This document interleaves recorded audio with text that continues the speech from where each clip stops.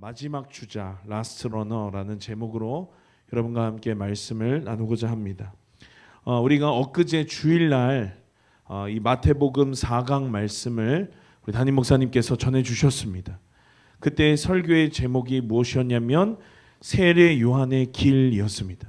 오늘은 어쩌면 그 주일 설교를 좀 복습하는 느낌으로 또 오늘 이 누가복음 두 번째 제가 정한 이 본문의 말씀도 제가 주일날 본문을 전달받기 전에 정했는데 이 세례 요한에 대한 또 메시지가 오늘 이제 있습니다. 이 세례 요한의 메시지를 하나님께서 이 시즌 가운데 우리 공동체 가운데에 선포케 하심은 분명한 메시지가 있는 줄로 믿습니다. 그러니 이 밤에 저와 여러분에게 하신 이 말씀 가운데 하나님의 계시의 음성이 들려지는 거룩한 밤 되시기를 예수님의 이름으로 축복합니다. 그래서 설교를 이제 준비하면서 많이 중복되는 부분들을 좀 제하였더니 길이가 굉장히 짧아졌습니다. 그래서 이 밤에 우리 함께 짧은 시간 집중해서 우리 말씀 듣고 또 우리 받은 말씀을 가지고 함께 기도하는 이 시간 되었으면 좋겠습니다. 우리 읽은 이 말씀, 이 3장에 우리 7절부터 읽었는데 성경을 찾으신 분들 앞에 보시면 1절부터 6절은 이 세례 요한이 사역을 시작하는 어떤 시기적인 배경과 또 그가 어떤 사역을 했는지 주의 길을 예비하고 그 첩경을 평탄케 하는 그러한 사역을 감당하기에 앞서서 그에게 어떠한 모습들이 나타났는지가 이제 간단하게 그 앞에는 기록이 되어 있습니다.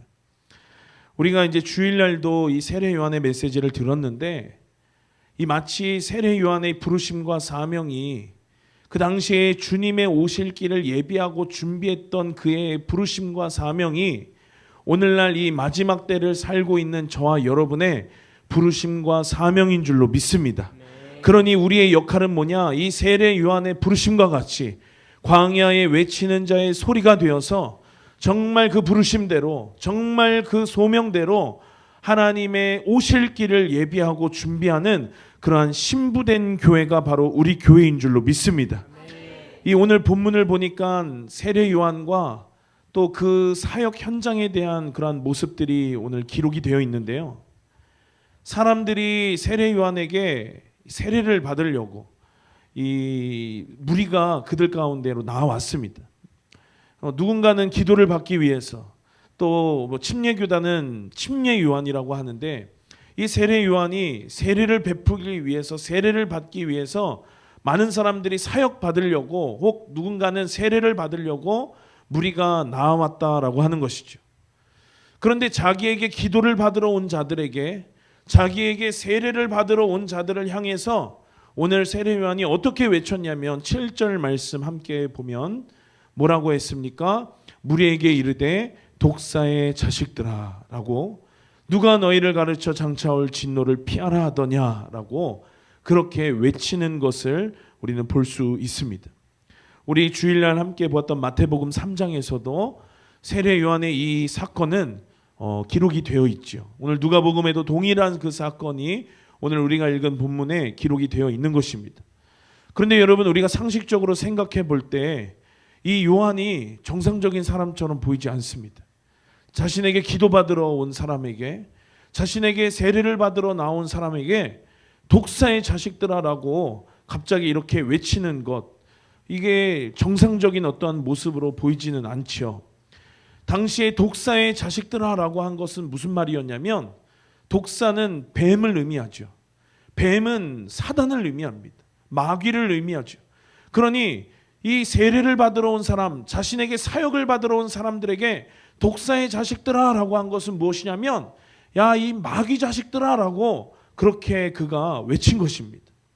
굉장히 부정적인 말을 굉장히 독설적으로 굉장히 그냥 대놓고 직접적으로 그들에게 세례 요한이 외쳤다라고 하는 것입니다. 여러분 세례 요한이 왜 이렇게 급진적이고 세례 요한이 왜 이렇게 강하게 그들에게 그렇게 이야기하고 외쳤을까? 여러분 이것에 대해서 한번 생각해 보신 적 있으십니까? 누가복음 1장에서 세례 요한의 이 잉태를 가르쳐준 그 천사가 소식을 전하여 주면서 이 잉태될 이 세례 요한의 이 아이의 부르심에 대해서, 사명에 대해서 그 천사가 일찍이 언급한 적이 있죠. 지지난 수요일 날에도 우리가 나눴고 지난주 주일 날에도 우리가 말씀으로 들었습니다. 우리 1장 16절 말씀 함께 화면 보시고 읽겠습니다. 시작. 이스라엘 자손을 주 곧 저희 하나님께로 많이 돌아오게 하겠음이니라.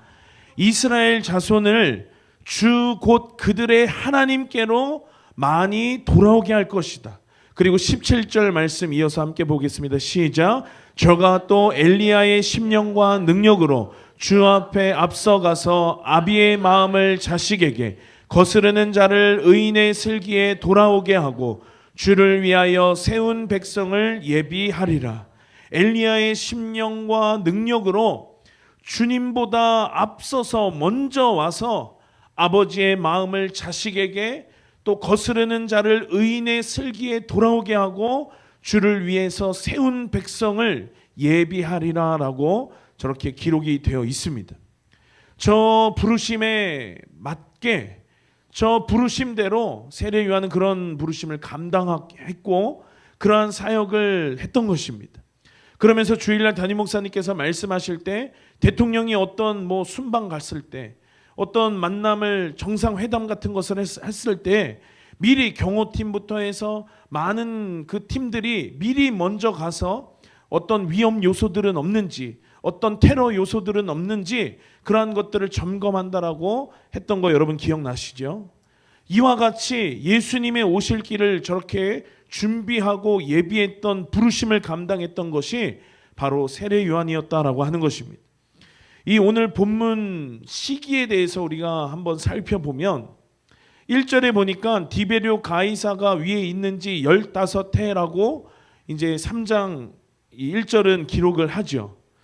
그런데 이 디베rio 가이사라고 하는 이 자가 15해 있던 그 해를 연도로 한번 계산을 해봤더니 28년 8월에서 29년 9월 이쯤이다라고 역사학자들은 이야기를 합니다.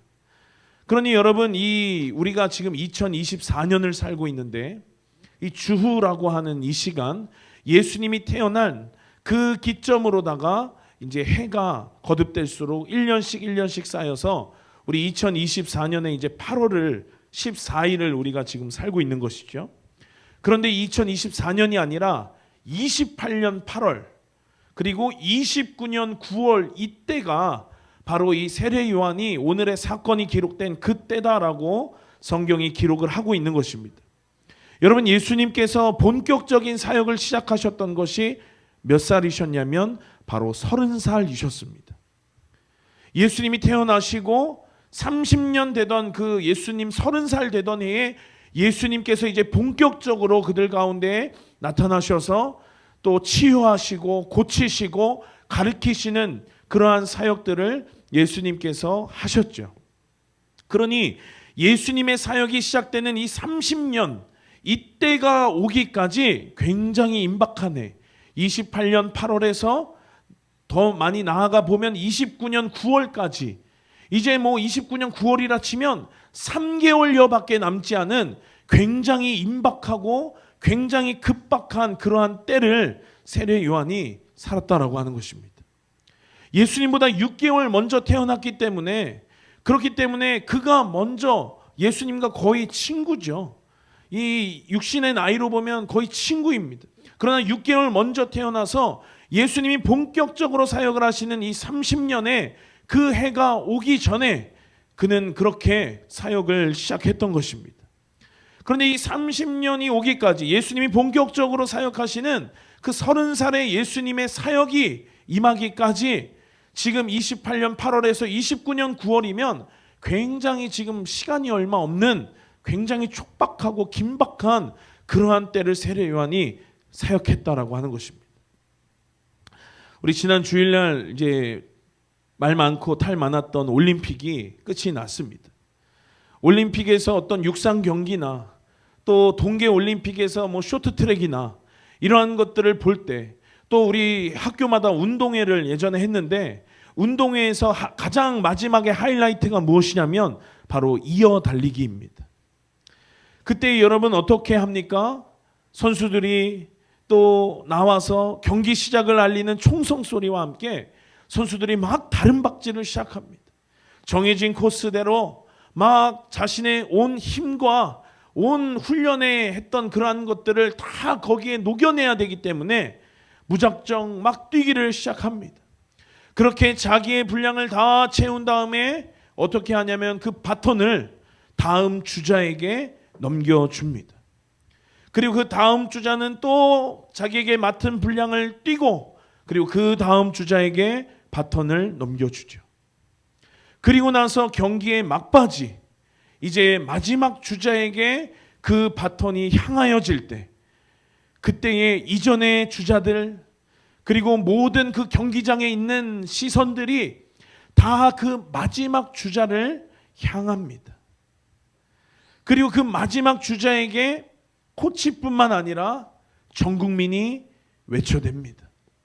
우리 쇼트트랙 보실 때 이 계주 경기에서 마지막 주자가 이제 경기를 막 뛰는데 아직도 3등, 4등 메달권 바뀌고 이러면 정말 그 주자를 향해서 온 국민이 외쳐댑니다. 더 뛰어라, 더 달려라, 심장이 터질 때까지 더 힘차게 땅을 쳐라, 앞만 보고 무작정 뛰어라. 그러다가 이제 경기가 거의 끝나가는 그 경기 끝날 말에 이르러서는 막 이제 뭐 해설위원들도 흥분을 해서 막 반말도 하기 시작합니다. 막 가. 안 돼. 막 더. 여러분, 세례 요한의 심정이 저는 이와 같지 않았을까 생각해 봅니다. 세상의 종말도 다가오는 이때에 여러분, 얼마나 우리가 이제는 저 원수들이 이 악한 것들을, 그들의 심볼을 이제는 정말 대놓고 드러내는, 정말 믿지 않는 자들도 말세다 이야기하는 그 세상의 끝을, 그 세상의 종말을 우리가 살고 있다라고 하는 것입니다.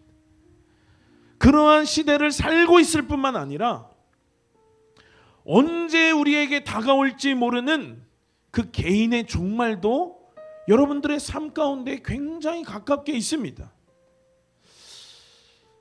제가 이전에 여러분 말씀드렸죠. 장기 기증하는 어떤 사이트에 들어가 보면 이름 한 글자는 별표 처리가 되어서 몇 살에 누가 어떤 것을 기증했는지 그러한 것들이 쭉 홈페이지에 들어가 보시면 막 나옵니다.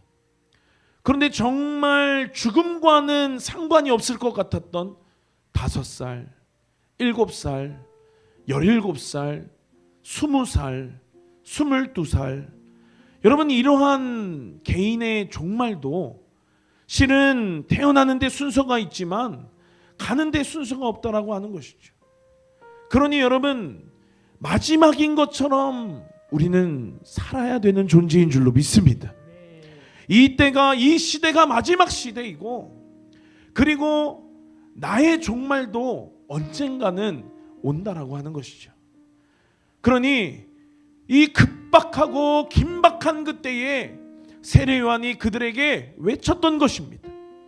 그들에게 회개해야 될, 하나님 앞에 처리되어야 할, 정산되어야 할 그러한 영역들이 있기 때문에 하나님께 속하지 않은 그러한 영역들, 결국에 그러한 영역들은 하나님을 대적하는 영역들 아닙니까?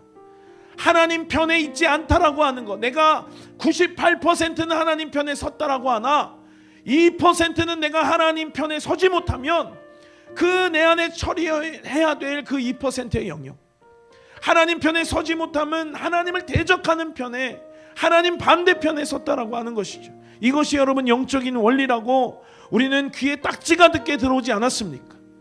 그러니 그 당시에 많은 믿는다라고 하는 자들, 특별히 오늘 요한에게 사역받으려고, 세례받으려고 그렇게 나아온 자들에게 오늘 요한은 그것을 이야기한 것입니다.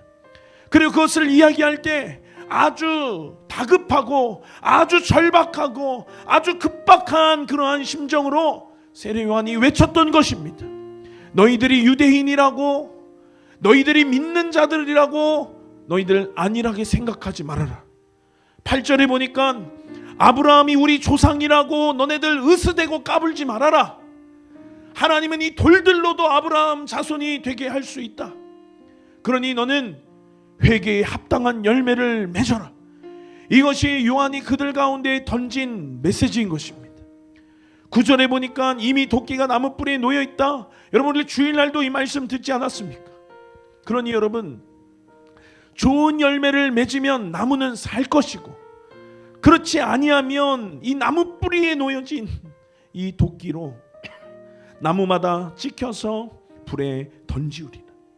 너희들이 회개에 합당한 열매, 성령의 열매, 선한 열매, 하나님께 속한 열매를 너희들이 너희의 삶 가운데 맺지 못하면 심판이 임박했음을 그는 외치고 경고하고 그들 가운데 급박하고 긴박한 심정으로 세례 요한은 말했던 것입니다.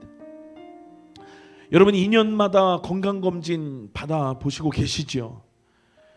만일 여러분들의 몸속에 어떠한 암덩어리가 있는데, 암세포가 있는데 의사가 괜찮을 겁니다, 괜찮습니다, 건강합니다, 당신은 신경 쓰지 않아도 됩니다 하는 이러한 것과, 그리고 당신 몸속에 암덩어리가 있습니다, 당신 빨리 수술해야 됩니다, 당신의 생활 습관을 당장 바꿔야 됩니다, 이대로 가다가는 당신 죽습니다, 큰일 납니다 하는 것 가운데 여러분, 어떠한 것이 우리로 살게 하는 길인지 여러분, 우리는 너무 잘 알고 있지 않습니까?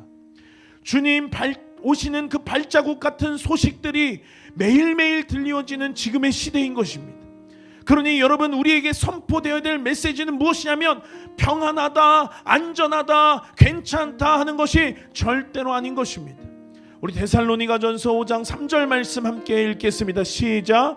저희가 평안하다, 안전하다 할 그때에 잉태된 여자에게 해산 고통이 이름과 같이 멸망이 호련히 저희에게 이르리니 결단코 피하지 못하리라. 여러분,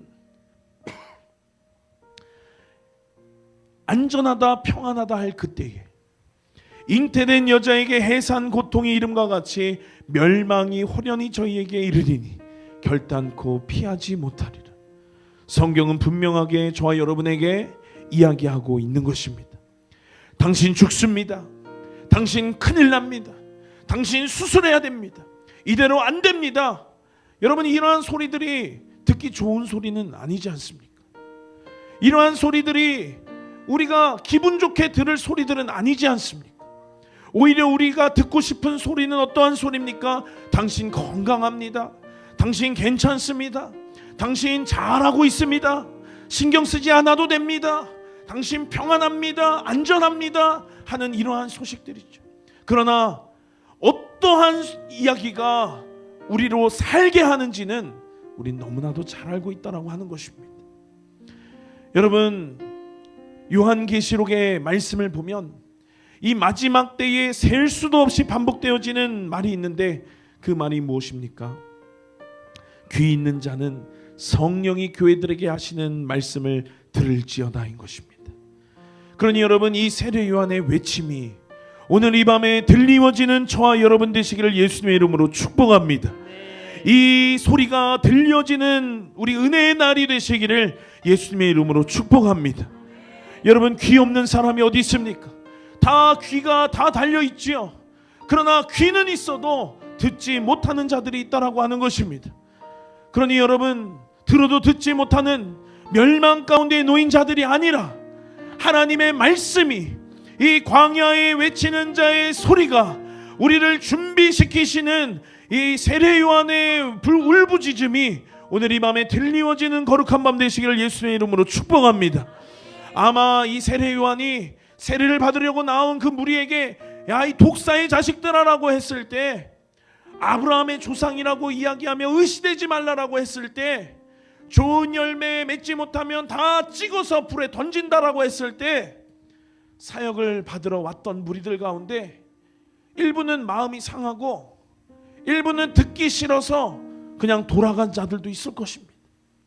그들은 메시아를 후에 봐도 보지 못했을 것입니다. 그들은 그렇게 그날 거기서 내 알량한 자존심 때문에, 내 어떤 감정, 기분 나쁜 것 때문에 그들은 그렇게 돌아섰지만, 그러나 거기서 세례를 받지 못하고 돌아선 그것 그 이상의 의미를 그들은 가지죠. 예수님을 보아도 예수님을 알아보지 못했을 것입니다. 그러니 여러분, 어떠한 감정도 어떠한 자존심도 다 내려놓고 오늘 이 회개의 메시지를 듣고 붙잡기를 결단한 자들이 여러분, 저와 여러분 되시길 예수님의 이름으로 축원합니다. 오늘 성경에도 보니까 기분 나쁜 자들 다 가고 마음 상한 자들 다 가고, 그리고 남은 자들, 그들이 세례 요한에게 그러면 우리 어떻게 해야 됩니까? 그러면 우리 어떻게 해야 그 심판을 면할 수 있습니까? 그러면 우리 어떻게 해야 우리가 살 수 있습니까? 어떻게 해야 됩니까? 세례 요한에게 물어보자 11절부터 요한이 대답하죠. 야, 옷 2벌 있는 자 있어? 옷 없는 자에게 나눠줘. 먹을 것도 그렇게 하고, 세리들 부과된 것 외에는 거두지 마. 군인들 강탈하지 마. 거짓말하지 마. 고발하지 마.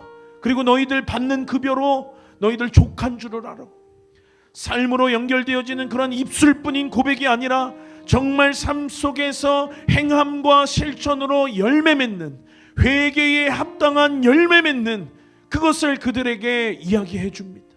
아마 그 과정 가운데 놀라운 역사들이 있었던 것 같습니다. 많은 사람들이 회개에 합당한 열매를 맺고, 이전에는 막 과하게 이것들을 부과하고 세금을 매기고 막 했었던 그러한 사람들이 이 회개의 메시지를 듣고 회개에 합당한 열매를 맺으며 삶 속에서 변화됨을 나타냈을 때, 여러분, 사람들이 그 세례 요한의 메시지가 능력이 있다라는 것을 알고 15절에 보니까는 뭐라고 이야기했냐면, 혹 그리스도신가? 저가 혹 그리스도신가? 그러나 여러분, 요한은 겸손했죠. 나보다 능력 많은 이가 오시니 그는 성령과 불로 세례를 베푸실 것이요 나는 그의 신들매 풀기도 감당치 못하겠노라. 하나님 앞에 늘 세례 요한은 이렇게 겸손했습니다. 하나님 앞에 늘 세례 요한은 그의 부르심 앞에, 그의 사역 앞에, 그 외침 앞에, 그 선포 앞에 타협이 없었습니다. 진리에는 여러분 타협이 없는 것입니다. 진리는 순전하고, 진리는 고독하고, 진리는 홀로 존재하는 것입니다. 그러니 여러분, 갈릴리 지방의 분봉왕이었던 헤롯이 동생의 아내를 빼앗았습니다. 본처를 내쫓고 아내를, 그 동생의 아내를 아내 삼은 일에 대해서 세례 요한이 질타합니다. 진리가 아니기에 그렇기 때문에 이야기합니다. 그거 잘못된 일이라고 이야기합니다. 그러자 이 일로 인해서 세례 요한이 옥에 갇히는 일이 발생합니다. 그럼에도 감옥 안에 있었지만 세례 요한은 감옥 안에서도 진리 앞에 담대하였습니다. 헤롯은 후에 여론을 의식하고 눈에 가시 같은 이 요한이었지만 죽이지를 못합니다. 왜냐하면 사람들 앞에 많은 그 회개에 합당한 열매를 맺게 함으로써 그리스도신가 하는 그러한 사람들이 많았기 때문에 자기의 어떠한 정치적인 기반을 위해서 세례 요한을 함부로 죽이지를 못합니다. 그러나 헤롯의 생일날 이 헤로디아가 헤롯에게 뭘 요구하냐면 세례 요한의 목을 요구합니다. 그래서 결국 헤롯에 의해서 목이 잘리고 순교당하는 그 요한입니다. 여러분, 요한은 예수님처럼 짧은 삶을 살았습니다. 그러나 그의 삶은 참으로 짧았지만 굵었고, 짧았지만 하나님의 부르심 앞에 정렬되고, 그 부르심과 소명과 사명 앞에 온전하게 깨끗하게 쓰임 받았던 자였던 것을 기억하는 저와 여러분 되시길 예수님의 이름으로 축복합니다. 누구보다 짧은 삶이었지만, 그러나 예수님이 그를 두고 뭐라고 이야기하셨습니까? 저보다 큰 이가 없다. 예수님께 인정받은 삶이었습니다. 많은 이스라엘로 하여금 예수님을 맞을 준비케 하는 그 위대한 사역을 감당한 자였습니다. 때문에 많은 이들이 예수님 몰라봤었을 그때 그는 예수님을 보고 메시아인 것을 알았습니다. 그리고 예수님이 누구에게 세례를 받았습니까? 이 세례 요한에게 세례를 받았습니다. 예수님을 세례를 준 것이 세례 요한인 것입니다. 인생을 길게 사느냐 짧게 사느냐보다 더 중요한 것이 있습니다. 그것이 무엇이냐면 부르심 앞에 합당한 삶으로 사느냐의 문제인 것입니다. 그는 흥하여야겠고 나는 쇠하여야 하리라. 예수님의 길을 준비하고 예비하는 이 사역으로 세례 요한의 삶은 시작했고 그렇게 끝이 났습니다.